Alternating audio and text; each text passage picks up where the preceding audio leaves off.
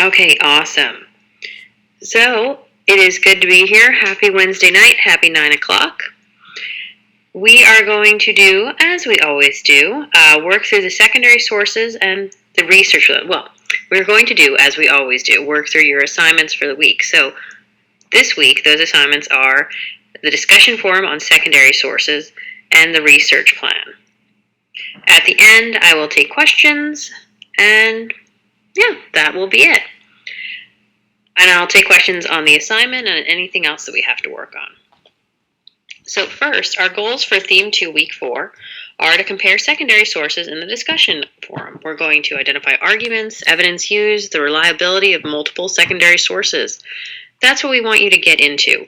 We want you to look at two competing secondary sources and think about which one do I trust more and why. And it might be the evidence used you trust more. It might be the way that the author analyzes the evidence used that you trust more. Now, of course, this could also be related to your confirmation bias. One of it seems to support the view you already hold, the other does not. But that's what we're trying to get out at this point. We want you to sit back and really think about, why do I trust this source more than another one? For the short response, the research plan, well, that's speaking to the overall goal of this term. And so we're asking you to look back into your topic and revise your research questions and build up a context, and we will get into that in a moment. All right. So I realize this looks very basic, but this is how I kind of wrote up. So for the discussion forum last week, you put out your research plan. And so this week you're finding someone who used a similar secondary source, maybe on the same topic or the same focus, but not the one you used. And you're going to compare them in your response. You have to do this for at least one peer. So I thought it might be easy for you if you make up a chart. Oh, a student just wrote that they appreciate these. I'm glad. I hope that they are helpful. I actually just revised this one right before we had this because I think this one was better. Although now I realize that argument cuts off. Ah, such is life. Okay. So, comparing secondary sources. Step 1, again, I thought it might be easy. I like to make charts. So, in my chart, I would have on one side, and this is for outside. So, this is you're looking through the discussion forum, and you see someone who's writing about your topic but used a different source. So, I would go make a little chart where I would have on one side my source, on the other side their source. And then I know my thesis or argument of my source because I've already read it. I'm feeling very comfortable with my source. I know what they're arguing about, the dropping of the atomic bomb or the impact on survivors. I know what's happening there. So now I'm going to go and read their source. I'm also going to read the discussion of their source, right? Because in their discussion, they should have given some identifying things. So as I'm reading their source, I can think like, oh yeah, this is the argument. My peer is correct. And so I would write down that argument there. Then I would explain in my discussion post, in my draft, how these arguments are the same and how they are different. Now, they might be more alike than they are different. They might be more different than they are alike. But I just want to explain that. And one way that I'm going to really focus on that for this assignment is what primary sources do they use? Are they using medical records? Are they using newspapers? Are they using radio announcements? Are they using journals? Are they using letters? Are they using pictures? Are they using interviews? Are they using interviews done at the time or interviews done, say, 30 years later when memories might not be as fresh? That's for this section, we really want you to think about the primary sources that were used to build these secondary sources and how are they different and how does that impact what the sources are telling me. So this is kind of step 1. So this is the draft. We haven't responded yet on the discussion forum. You have opened up your separate Google Doc or your Word doc, and you're just typing these thoughts, just taking some notes, getting some ideas. But these are the types of things that historians ask themselves as they do work. They look at the thesis and argument, and they compare the sources that were used. So now I've done this, right? I have my little sketch of ideas on each topic. Well, what else do I need to do for this week? Oh, I have to decide which source is more reliable. And I have to answer why with concrete reasons. Okay, we can do this. So Now, this might feed into the reason we ask for concrete reasons, specific examples, that would mean, is because sometimes, again, you might just side with one source over another because of your confirmation bias. You might say, well, this one is just more believable because obviously we dropped the bomb to end the war earlier. And that might because that is your personal opinion, and you're like, well, we all know this, so obviously this is the answer. But that's not good enough for the discussion forum. I want you, and your instructor wants you, and Southern New Hampshire and the history department, and the world wants you to go back and give us concrete reasons. So it can't just be because I agree with the conclusion. It has to be, well, when they used this source, this primary source, and they said that this primary source showed us that Truman felt that dropping the atomic bomb would end the war earlier. And right now I'm just making up sources, so don't necessarily write that one down. But when Truman said that, well, that demonstrates that that was what was on the mind of the president, and that's one of the reasons we dropped the bomb. So I need specific reasons for that. It can't just be, well, everybody knows that this is right, or everyone knows this is wrong, right? Those can't be the answers. We need to go farther. I think in our social media world, in our world where we don't have to write too much, or we try to come back with the best comebacks, when we're typing, especially in like a discussion forum, we might just say, well, this is good enough. But for these assignments, we need to go one step further. We need to always give our evidence, give our sources, and explain why that proves that this source is more reliable than the other source. And finally, what do both sources add to what you know? And this could just be, oh, I didn't realize that we dropped the bomb at early in the morning. I didn't realize that we dropped the bomb a few days apart. I didn't realize, just all those things that you did not know until you read the sources. Now, you don't need tons of them. Say like 2 or so from each source, and that's going to be fine. And you can even say these sources work together to show me that people don't agree on, for example, why we dropped the bomb. I thought that we all agreed on why the United States dropped the bomb, but from these sources I have learned that people believe there are different reasons we could have dropped the bomb. See, those are completely legitimate ways to answer this question. It can either be, I learned this fact, or I learned there are competing arguments about what happened during this event. So that's what we want for your discussion forum. Now, what I brought in here is this discussion forum is completed over 2 weeks, right? You did the first part last week, so this is the second part.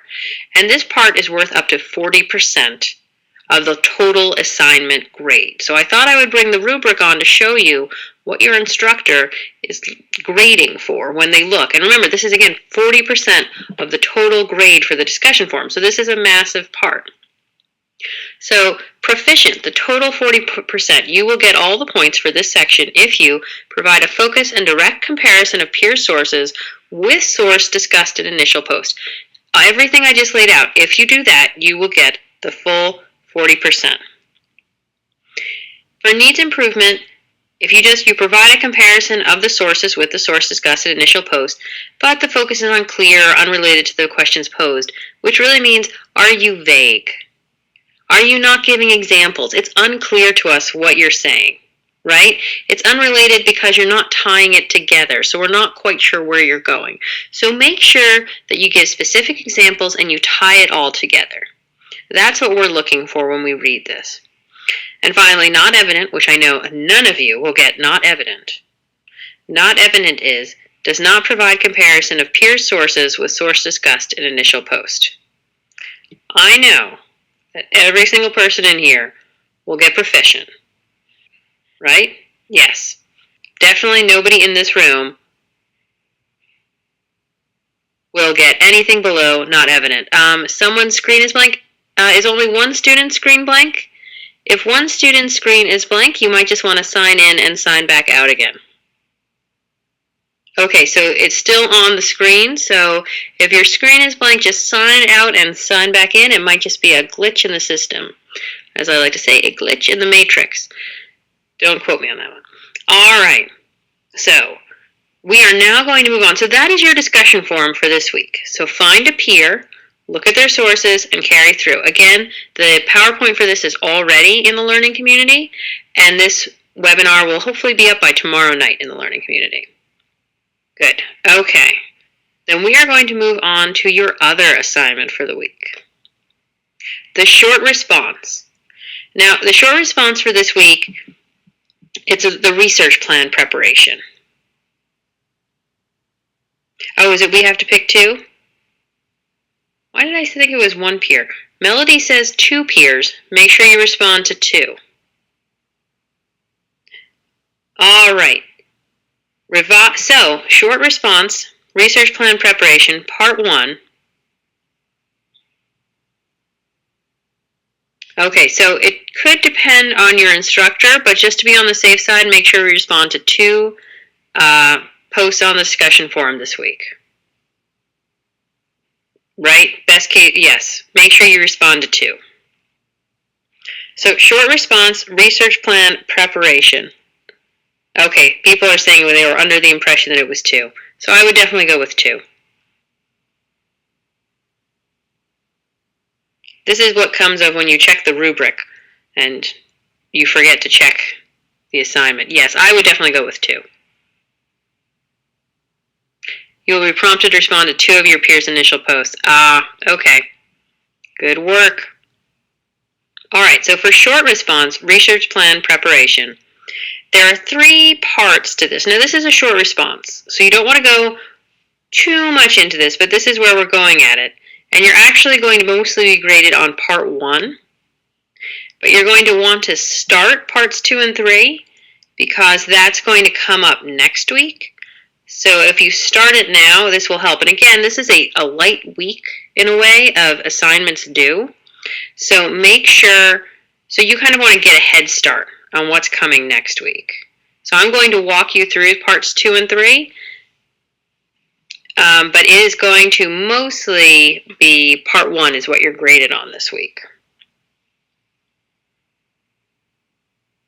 Yes, one student noticed that if you respond more than twice, instructors are very pleased, and this is completely true. To just to insert that little asterisk star, yes, if you are very active on the discussion forum and very active in an engaged manner where you respond to specific information that your peer raised with thoughtful commentary, perhaps a question or a follow-up or a source that you found that supported or even contradicts and says, oh, why do you think this person says this? We love that. I'm just going to agree with that. We love that. Because that shows that you're truly engaged and involved on the discussion forum. And especially in our online community, when a student really steps and goes above and beyond, we love that. It speaks to us in many ways. Yes. Really get involved as if you're having a conversation, like you're sitting next to someone in class. You would, if someone raised their hand and gave an answer in class, you wouldn't just look at the person and say, good job. You might say, oh, that is very interesting. Why do you think that the author of this secondary source believed that happened? You would really get into it. Okay, can we still hear me? Okay, so again, if at any point you have a problem either with the screen or with the sound, you may want to sign out and sign in, and then we'll figure it out from there. Okay, so let's get into the short response. And again, part 1 is what you're being graded on this week, but you want to complete parts 2 and 3 to get yourself started for next week. All right, revise research questions. So, remember those research questions you developed and put on the topic exploration worksheet? Well, they are back, as always. So, you're going to find them, and you're going to copy and paste them into a Google Doc or a Word doc, and you're going to stare at them. And you're going to think about all of the different information that you just went over about how to revise a research question. You're going to ask yourself, is my question too broad? Is it too big? Can I just... I would need 5 books to answer my question, because sometimes students come up with those. They come up with research questions that would require almost an entire 20-volume set to answer. Is my question too vague? Are we not really sure what I'm writing about when I'm writing it? Like, is it just like, was the atomic bomb good? And yes, we have received research questions like this. So you want to be more specific than, was the atomic bomb good? Or actually here, why did we drop the atomic bomb? Okay, that's like a book right there, right? Now what can we do with these? Can we narrow them? So this is my favorite part. When you are asking yourself how to revise my question, what you really want to think is, okay, here are the sources that are available to me now. Can I use them to answer my question? And that's what you want to think about. Can I use these sources to answer the research question I have? And if the answer is yes, good, great, get to it, start coming up with an outline, figure it out. If the answer is no, ask yourself why. Is your question too broad? Is your question too vague? Is your question, and this can happen because we have chosen the sources for you, is my question just not answered in these sources? If I was allowed to do my own research, could I write, a few pages on this? Perhaps you could. But since we have chosen the sources, you need the research question to correspond with them. So that's really, when I think about research questions, especially for this class, you want to think to yourself, can I answer it? Once you have done those, once you've asked yourself those questions, you now want to revise. And I capitalized. I made it all capital letters with an exclamation point. Make sure you revise it. And here's the part where students usually, this is the part that students forget. I will say, and this happens actually about 50% of the time. In all seriousness, this happens about 50% of the time. I will receive submissions for this assignment that are half done because they will give me the revised questions, but they will not explain how they revised them. And you don't have to give tons of detail, right? 1, 2, 3 sentences for each question, explaining 2 sentences for each question per question. So 4 sentences total is really the best way to do it. So what I like, this is what I like. When a student copy and pastes original question, then underneath it they write the revised question. So, and you mark it. You mark 1 the original and 1 the revised. And then below that you write explanation. And you tell me why I changed it. And you would say like, oh, this was too broad. I could not really answer it with the sources. I felt like if I changed the question to this topic or this question or this aspect of the topic, that I would be able to answer the question. But that's what students just don't do. Yes, okay, so a student just asked a great question. If we cannot answer our questions with what is provided, can we make up new questions? Yes. That is considered revision. Making up new questions because you realize that you cannot answer them with the sources that we have, that is revision. So yes, if you cannot answer your question and you cannot figure out how to revise it to really get at answering the question, you can make up a new question. Definitely do that. That was an excellent question. Thank you for asking that. Make up a new question.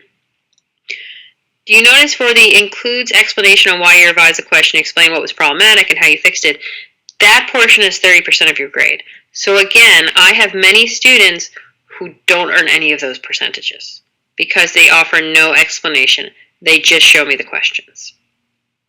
And that is not going to get you anywhere. So please, please, please make sure you do that part. All right, I am going to go to the next page, which is going to deal with this next part, which again is not actually graded this week, but you want to get it started so you're ready for next week. The primary sources deeper dive. Okay, a student just asked, what if we use the resource provided after topic questions and they aided us in changing our question? Then you would write that. That would be part of your explanation. So you would revise that question and then you would say, I revised the question after reviewing the resources and they helped me. I would include that. That would be part of your explanation and that would be perfect. Yep, no problem. That's the type of thing we just want to hear. Like, was it based on your resources? Was it based on the questions you asked? Was it because you realized that you couldn't answer it with the sources given? We want that because it shows us that you're truly thinking about what you're doing. So yes, that would be perfect. All right, so part 2. Yes, hold on. Let me just type something. Or is somebody already typing something? Okay. Let me just type that the recording will be up tomorrow.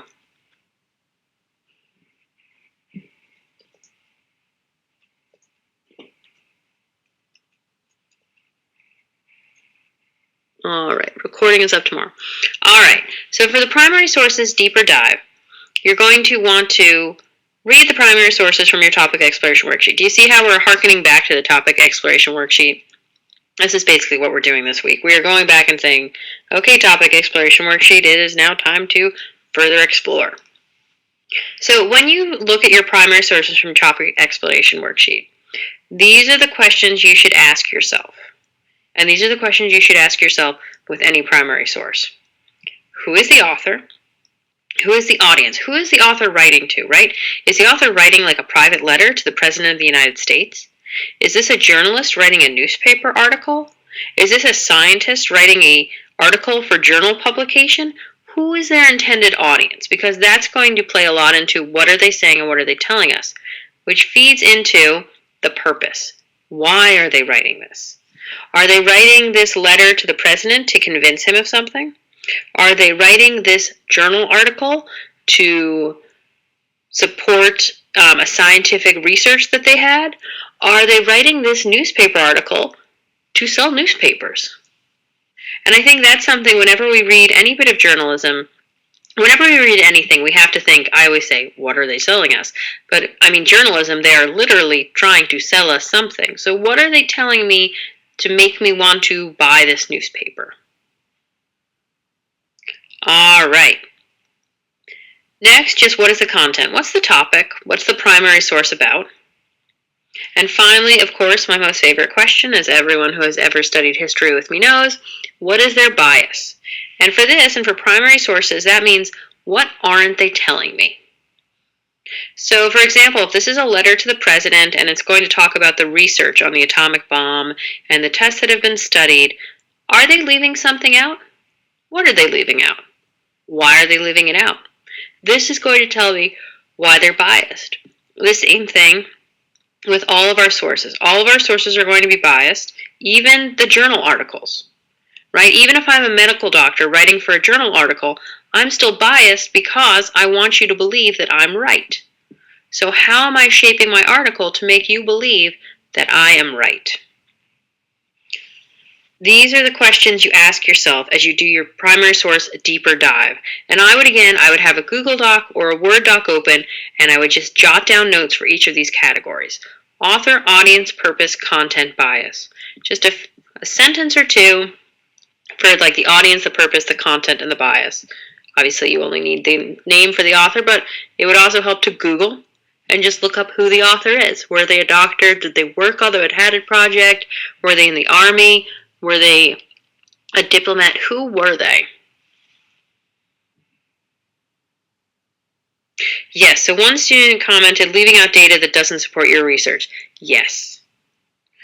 I would much rather have an article, a peer-reviewed article, where it says, here's the data that contradicts our research. This is why we don't think it's that big of a deal, which sometimes scientists will do, right? They'll say, some people talk about this data, we don't think it's a big deal. Then a scientist who pretends that data doesn't exist whatsoever. Usually you'll have scientists who will talk about both sides because they're arguing with someone. That's what scientists and other scholars do. They argue with someone. So they're going to say, this is what this scholar said. That's wrong. Here's what I say. It's when you get to like the newspaper articles, it'll just be more like, this is what scientist X says, this must be right, and they won't go into any alternatives. So, but yes, somebody leaves something out. That's a really good point, and that's what you're looking for when you're talking about bias, even in primary sources. And everyone's biased. I always give the example that So I also teach History 114 at Southern New Hampshire, and one of the sources we have for one of the papers you can write is on the civil rights movement. And so one of the sources is by Dr. Martin Luther King. And so I always have students say, Dr. King cannot be biased. He is not biased. And it's because he's an American hero. So we don't think of him as biased, but bias is not necessarily good or bad. It just is. Everyone is biased. So I always say, no, he's biased. I mean, you just have to tell me how he's biased. And you might agree with his bias. So I think that's where it kind of comes in. But make sure you don't get caught up in the, he can't be biased. Okay, the next section for this assignment is the historical context of the event. So you've analyzed your primary and secondary sources, and you're now ready to explain the historical context. Historical context just means what else is going on in the world. So I'm going to give you do you a solid here. We are talking about the dropping of the atomic bomb, right? So if we're talking about what else is going on in the world, well, World War II in Europe has ended. World War II in the Pacific is still going on. We are developing a bomb. Relationships with Russia are getting worse. Well, relations with the Soviet Union, right? Does anyone else still... I grew up calling it the Soviet Union, but once it switched to Russia, now I have a hard time switching back to Soviet Union. So, yes, you are basically going to just tell me what else is happening in the world. And the other question we want you to answer is, what are the trends? And the trends are basically how a large segment of the population are feeling at this time. So, and this is not related to this necessarily, but for example, during the 1950s, during the Red Scare, a large segment of the American population were fearful that there were communist spies in our midst. Well, that would have been a trend, right? Those are the concerns, fears, hopes, or beliefs of the large group of society. So if everyone is standing around fearful about something, if everyone's standing around hopeful about something, that's the trend. That's kind of what's guiding society and is shaping the way we view the world. So you want to look at the time period in which we dropped the atomic bomb in Hiroshima and ask, was everybody scared about something? Were a lot of people hopeful about something? Did they believe something? All of those questions, and that's going to show you the trends. So for this, again, I would only do a few sentences because this is kind of your rough draft of the historical context event. This is just where you're getting thoughts on paper. It's not what you're going to be graded on, but this is where you want to get started. All right, are you all done? Good. Make sure all your work is saved in a Google Doc or a Word doc before you submit. It does not always happen, but at least once a semester for one assignment, one student will type it into the box or in the discussion forum, hit submit, something will happen with the internet, and it's lost.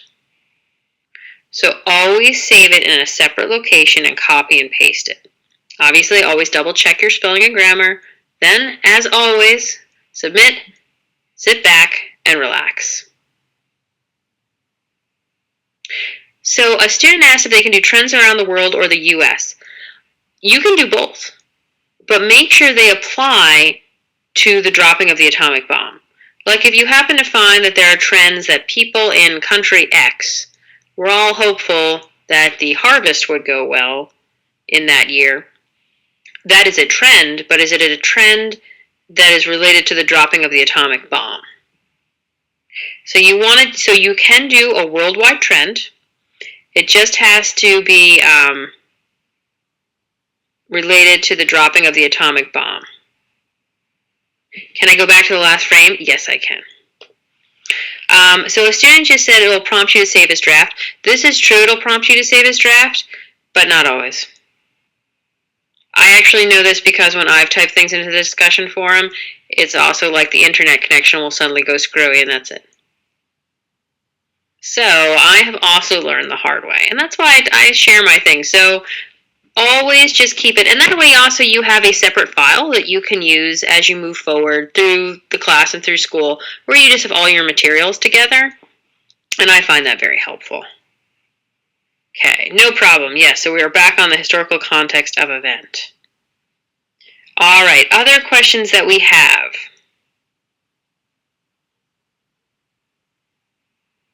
Oh, you're welcome. Do we all feel comfortable with the assignment this week? Well, the 2 assignments this week, I should say. Okay, good. Once we are done with this assignment, you are more than halfway through the course. Oh, I think you're fine. A student says, hope so. I think you're fine.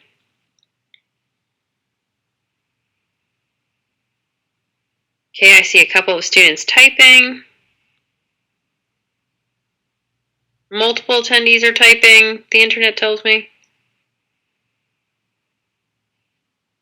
So you still have to respond to a response. Oh, yes, you got a response to yours. Yes.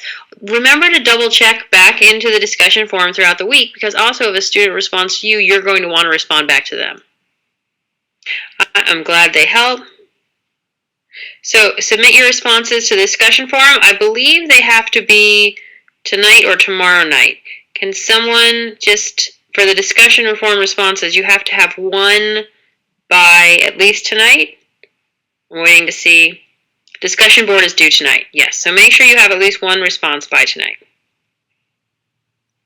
And then your short answer can wait. Tonight, yes. Okay, good. So have it up by tonight. And just in case, for those listening in the future, this is Wednesday night. So have it up by tonight. Nope, not a problem.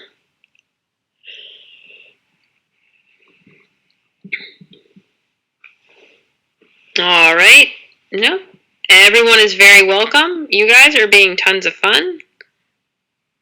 I am glad these are very helpful. Yes, if you already did 2, then you can just now respond more, I won't say fully conversationally, but more conversationally. You don't have to go quite into as much detail if you've already done the full 2. Because now you're just continuing a conversation.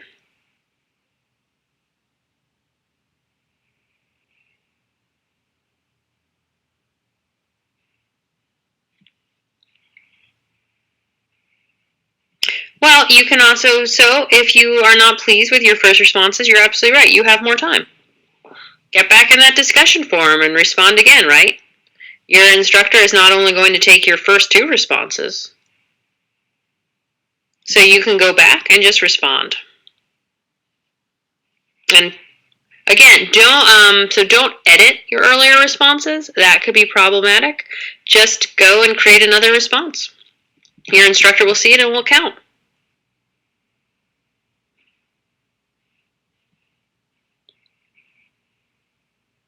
So the discussion board post is recommended by Thursday night, but latest by Sunday night. Right, so definitely get that on. The discussion board posts are usually at least by Thursday night to have the initial one. So, and then 2 by Sunday night. Again, if you have already responded, but now you're like, oh, I don't like my responses, just go in and respond again. Just give another response to someone else, or even follow up. Say, oh, I have to add. And that's totally fine. Instructors would rather have 5 responses where 2 are really excellent, 2 are okay, and 1's just then 1 or 2, oh, we're not really sure. No, just, yeah, go back in and respond again. Hey, I understand that. Waiting for the webinar before responding, I get that. Does anybody have any other questions?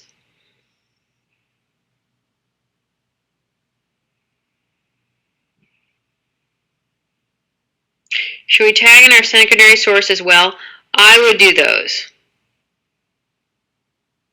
When responding to others, should we tag in our secondary source as well? Yes, I would.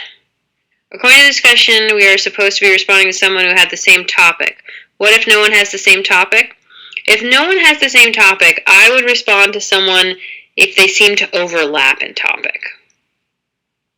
If there's anyone, you could even say like, well, I chose military, and I see that you chose science, but we're both discussing X or Y in our secondary source. And so I feel and then you go down that route. Okay, so if no one's on your exact topic, find someone who's similar, and you can kind of say, well, we're heading in the same direction. Yep, no problem. That was a good question.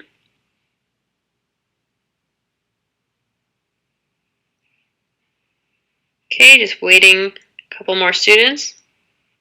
Yeah, you can also respond to more than your topic. Again, no instructor is going to get upset if you respond to people, as long as you respond politely, right? I guess I should put that caveat in. Don't start a flame war on the discussion forum. Do we still say flame war? I hope so. All right, I see another student is typing. Up. You're welcome and good night to you. Yeah, students, are we starting to head off to make sure that we look good on the discussion forum?